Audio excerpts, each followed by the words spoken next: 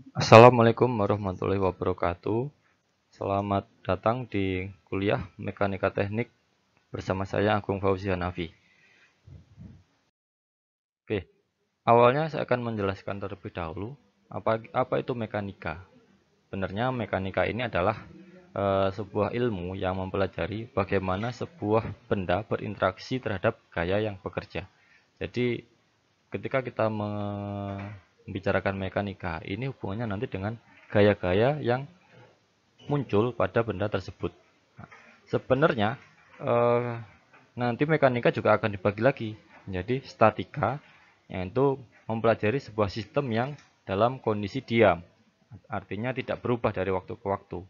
Nah, kemudian ada lagi nanti dinamika. Dinamika adalah mempelajari sebuah sistem yang bergerak, artinya kondisinya berubah dari waktu ke waktu. Nah, yang kita pelajari di kuliah ini, mekanika teknik, sebenarnya tidak semuanya. Mekanika teknik ini nanti akan fokus di lebih banyak di statika. Nah, di universitas lain, di kampus lain biasanya mata kuliah mekanika ini juga disebut sebagai statika struktur. Di kita di sini di Poliwangi menyebut sebagai mekanika teknik satu. Nah, mekanika inilah yang menjadi basic atau dasar dari sebuah mechanical engineering. Sepertinya juga di sipil juga ada juga mekanika ya, mirip-miripnya. Ilmunya mirip-mirip. Jadi engineering untuk yang seperti mesin dan sipil, mekanika ini adalah ilmu yang sangat penting. Nah, untuk dinamika sendiri ini nanti ada kuliahnya sendiri di semester 3. Jadi kalian nanti setelah semester ini selesai akan masuk ke mata kuliah kinematika dan dinamika. Jadi mempelajari ini. Nah, untuk kuliah ini cukup kita di statika. Nah, yang kita sebut mata kuliahnya adalah mekanika teknik satu. Nah, referensi yang saya gunakan adalah Hibbeler Mechanics of Material. Ini bahasa Inggris. Jadi saya lebih suka pakai yang ini sih karena penjelasannya cukup runtut, mudah dimengerti, gambar-gambarnya bagus. Nah, ada juga edisi 2 kalau mahasiswa ingin menambah referensi, ingin suka bahasa yang Indonesia. Nah, ini ada Popov ini, Popov EP. Ini sudah diterjemahkan dalam bahasa Indonesia, silahkan digunakan. Tapi saya sendiri mungkin contoh-contoh penjelasan-penjelasan akan lebih banyak mengambil dari Hibbeler Mechanics of Material karena buku ini juga yang saya gunakan ketika saya kuliah dulu. Oke, kita bahas tentang mekanika material. Mekanika material ini sendiri adalah cabang ilmu mekanika yang mempelajari akibat dari tegangan, stres. Jadi nanti stres ini juga akan dibahas di mekanika teknik, tapi yang kedua, dan regangan, strain. Di kalian sebagai teknik mesin nanti harapannya sudah familiar yang namanya stres atau itu adalah tegangan. Nah, kemudian strain itu adalah regangan dari sebuah benda yang timbul akibat dari pembebanan luar. Nah, ini adalah mekanika material. Intinya apa sih?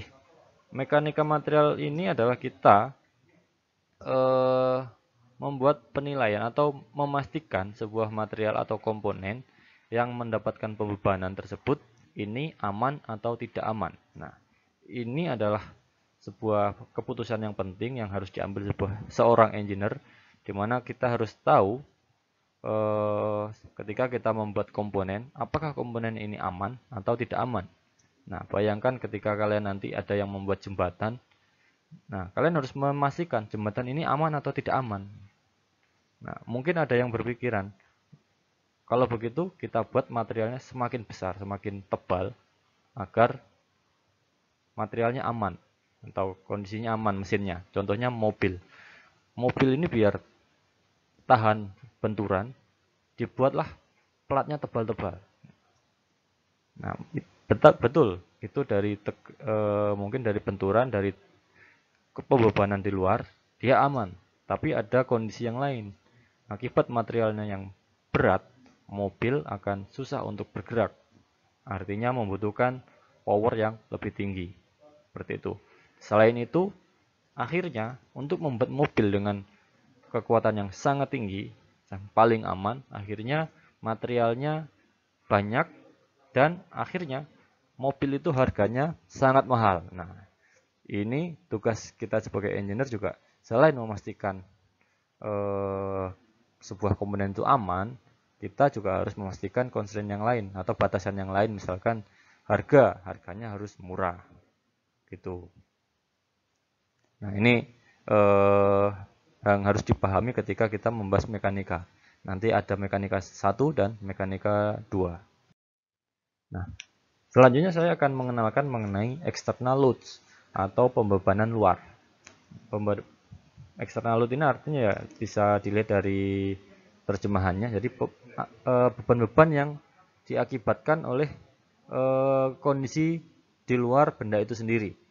Nah, dibagi menjadi dua, yaitu surface force diakibatkan oleh kontak atau sentuhan langsung sebuah benda dengan permukaan benda yang lainnya. Jadi jika sebuah benda ini berkontak atau menyentuh benda lain atau objek lain, maka bisa dipastikan bahwa di kontak itu, di permukaan kontak itu terjadi gaya yang diakibatkan oleh benda lain.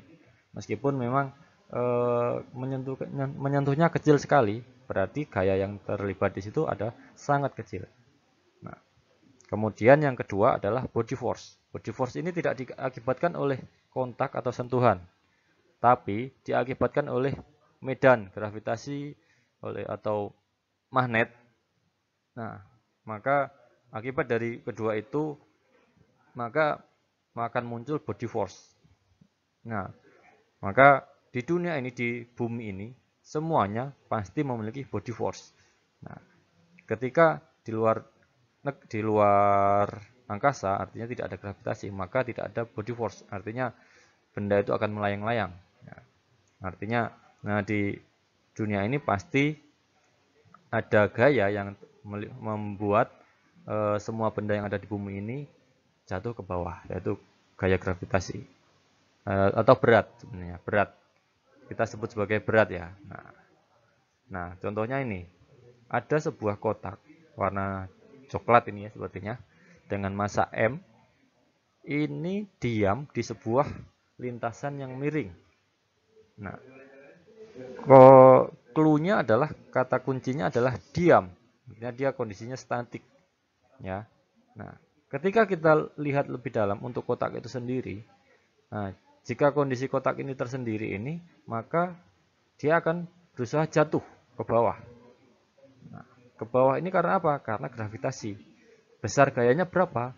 Besar gaya yang diakibatkan oleh gravitasi atau berat itu sendiri adalah massa dari benda itu dikali gravitasi, percepatan gravitasi, hukum Newton kedua. Artinya arahnya ke bawah sebesar M kali G. Nah, karena kondisi diam, gaya akibat gravitasi ini harus dilawan. Nah, siapa yang melawan?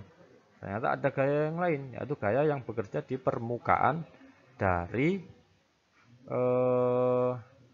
kontak antara benda kotak ini dengan lintasannya, yaitu di sebelah sini, di bawah. Nah, maka di sini ketika kita lihat lebih detail di komponen tersebut, maka akan ada gaya yang tegak lurus terhadap permukaan kontaknya, ini disebut gaya normal. Nah, kemudian ada gaya yang tegak searah dengan atau sejajar dengan permukaan kontaknya. Nah, ini biasanya disebut dengan gaya gesek. Karena kalau di lintasan, kalau dia diam, artinya yang menahan agar dia tidak istilahnya melorot dari lintasan ini, mundur ini ya. Ini akibat adanya gaya gesekan. Nah, dua gaya ini adalah surface force, gaya gesek di sini, dan gaya normal karena ada kontak antara kotak ini dan lintasan. Sedangkan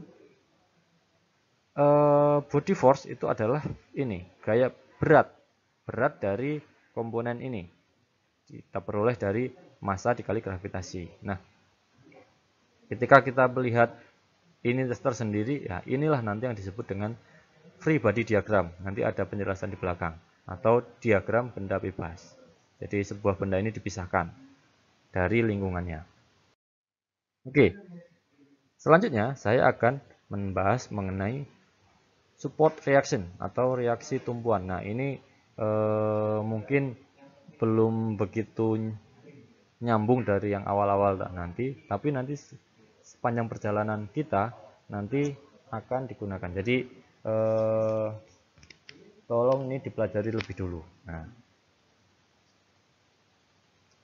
gaya permukaan adalah support reaction ini adalah atau reaksi tumpuan. Jadi ketika kita sebuah benda menumbuh pada sesuatu, nah pasti sebenarnya ada gaya atau reaksi dari lingkungan terhadap benda tersebut. Nah, support reaction adalah gaya permukaan yang timbul akibat timbul pada sebuah tumpuan atau titik kontak antar benda. Jadi ada titik kontak. Nah, nanti antara benda dengan lingkungan itu, nah di situ pasti ada reaksi.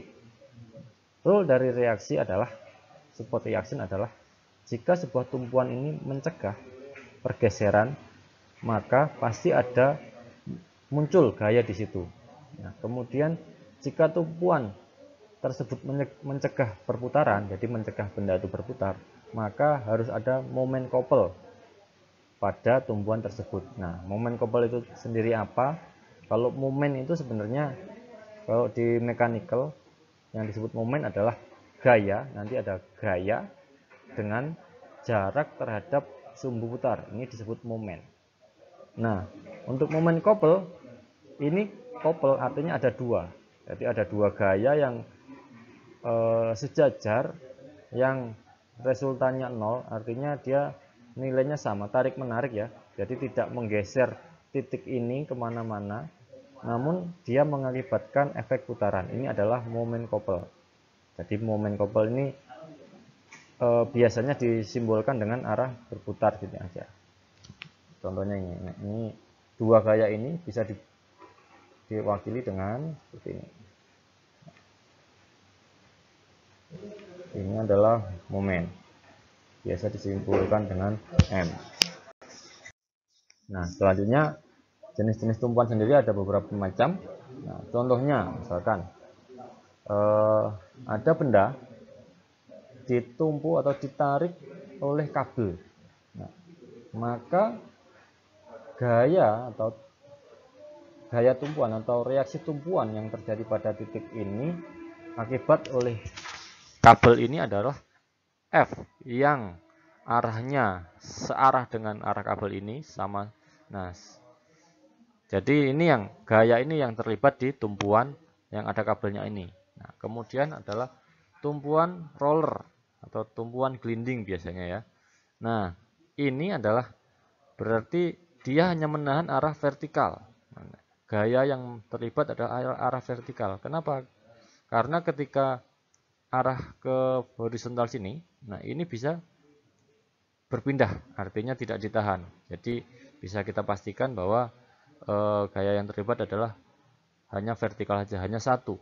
Nah, kemudian ada kondisi di mana sebuah benda menempel pada permukaan yang miring. Nah, maka gaya reaksi atau reaksi tumpuan yang terjadi pada batang ini adalah sebesar F yang arahnya tegak lurus terhadap permukaan ini. Ini arahnya tegak lurus. Nah, kemudian ada lagi yang banyak digunakan adalah pin. Nah, external pin. External pin ini hampir sama dengan internal pin juga ya, sama-sama pin. Artinya ketika kita melihat benda ini, batang ini, ketika kita lihat lebih dalam, ada dua gaya yang terlibat, yaitu di titik ini ada gaya yang menahan di mana ketika kita angkat ke atas dia tidak bisa. Artinya ada gaya yang menahan arah vertikal atau arah Y dan tidak bisa ke arah ke kiri ke kanan atau arah horizontal. Jadi ada gaya arah horizontal. Jadi gaya arah X di sini. Jadi ada dua gaya yang tidak diketahui. Nah, kemudian ada internal pin ya hampir sama sih, sama-sama pin. Nah, selanjutnya adalah yang terakhir adalah fixed support atau biasanya disebut tumpuan jepit. Nah, tumpuan jepit ini contohnya misalkan kita menanamkan paku di dinding. Nah, kemudian kita mengelas batang Jadi dia tidak bisa bergeser ke atas, ke bawah, maupun kita tekuk ke bawah ini tidak bisa. Maka ada 3 yang tidak diketahui, yaitu gaya vertikal FY, kemudian gaya horizontal, dan momen. Ini nanti reaksi-reaksi tumpuan. Jadi intinya adalah gaya-gaya yang terlibat ketika tumpuan itu kita lepaskan. Nah, selanjutnya adalah saya akan membahas mengenai equation of equilibrium atau persamaan kesetimbangan. Di sini equilibrium kita artikan sebagai setimbang, bukan seimbang. Jadi setimbang. Nah, kondisi setimbang ini apa? Kondisi setimbang adalah kondisi di mana tidak ada percepatan intinya itu. Jadi baik linear maupun sudut. Jadi tidak ada percepatan arah lurus ini, lurus linear atau berputar. Tidak ada kecepatan sudut. Itu artinya setimbang. Nah, artinya apa? Seperti yang pernah saya jelaskan ke kalian, kondisi setimbang adalah kondisi di mana benda itu diam, artinya diam itu tidak ada percepatan dari benda tersebut, atau dia bergerak tapi kecepatannya konstan, artinya tidak ada perubahan kecepatan. Nah, ini disebut setimbang. Nah, kesetimbangan sendiri ada 2, yaitu tentang kesetimbangan gaya. Ini mencegah arah pergeseran. Nah, disimbolkan dengan rumus sigma F sama dengan 0. F ini adalah force, gaya. Ini hukum Newton pertama. Kemudian ada kesetimbangan momen, di mana momen yang terjadi dari sebuah sistem tersebut, karena dia tidak berputar, maka jumlah momen total dari sebuah sistem tersebut adalah 0. Nah, ini kesetimbangan momen ini yang mencegah sebuah sistem kita atau benda kita untuk berputar.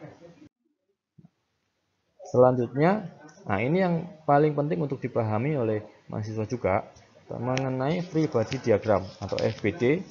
Dalam bahasa Indonesia disebut sebagai diagram benda bebas atau DBB, yaitu diagram yang menunjukkan sebuah benda atau beberapa benda yang terpisah dari lingkungannya. Jadi contohnya, saya ambil contoh, ini misalkan ada tangga yang disandarkan kepada dinding dan menumpu pada lantai, kemudian ada orang yang naik di atasnya. Maka free body diagram dari tangga ini adalah sebagai berikut. Nah, kita menggambar sebuah tangga, diagramnya tangga ini. Nah, kemudian kita berikan gaya-gayanya.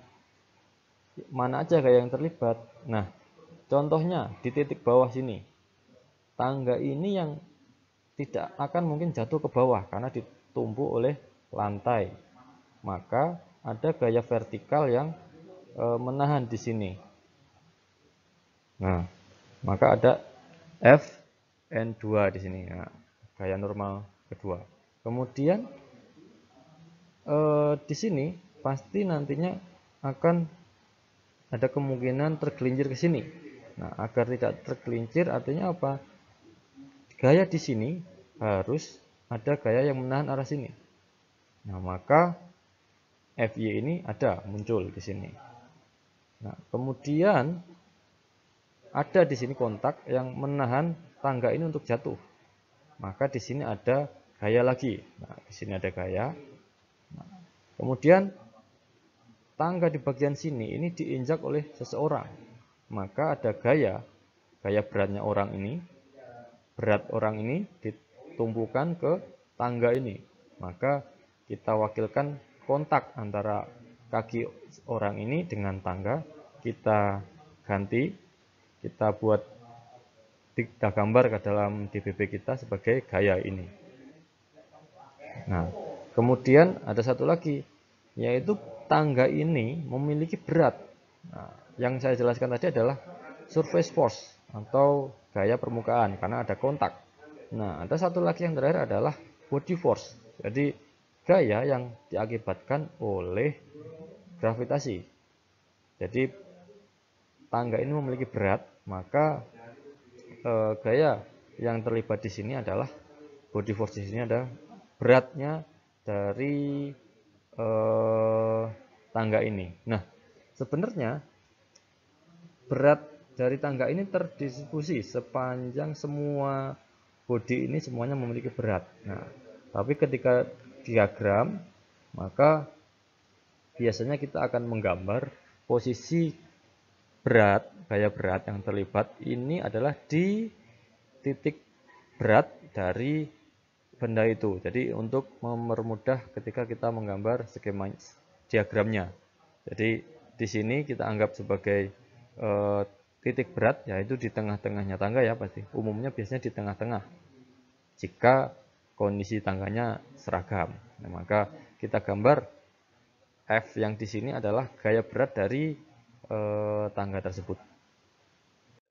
Nah, selanjutnya saya ingin mahasiswa untuk kelas saya membuat tugas. Akan saya berikan tugas. Yang pertama yaitu silakan mencari foto apapun, foto benda di sekitar Anda. Satu benda boleh atau dua benda yang saling berkaitan boleh. Jadi tugas kalian adalah membuat free sketsa, free body diagram. Nah, silahkan membuat mencari foto, kemudian ditempelkan di Word atau apa. Nah, silahkan kemudian dibuat free body diagram. Di mana saja gaya-gaya yang terlibat dari free body diagram benda tersebut. Nah, silahkan dicari, boleh apapun. Nah, contohnya adalah tangga seperti ini. Kalian boleh mengambil kursi, meja, atau apapun itu, silahkan dikumpulkan di e-learning. Nah, tugas dibuat secara mandiri, jadi pastinya ini meskipun dikerjakan secara bersama-sama, harusnya fotonya pasti berbeda-beda. Nah, kalau bisa bendanya pun harusnya berbeda-beda juga, karena kan di sekitar kalian kan pasti banyak sekali benda. Oke, bisa kursi, meja, apalagi tadi ya yang di sini tangga, sebuah mesin, sebuah konstruksi, kanopi, silakan bebas. Ya, jadi ini tugas pertama untuk pertemuan minggu kedua. Baik, sekian penjelasan dari saya, kuliah dari saya kali ini. Apabila ada hal yang ingin ditanyakan, silahkan mengontak saya langsung. Bisa lewat forum e-learning, bisa juga langsung lewat WhatsApp saya. Sekian dari saya. Assalamualaikum warahmatullahi wabarakatuh.